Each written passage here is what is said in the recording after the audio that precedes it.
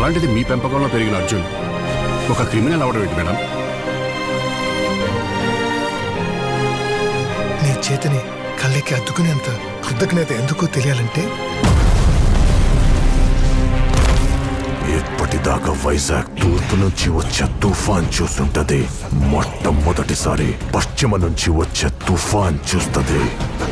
ఆ తుఫాన్ పేరు మొహమ్మద్ యాజుద్దీన్ పఠాన్. ఎండా వాన రాత్రి పగలు ఎప్పుడైనా రా, నీకు నీ చావుకి మధ్య సముద్రం ఒక్కటే అడ్డం. అది దాటొచ్చిన రోజు నీ చావు నీ కోసం సిద్ధం.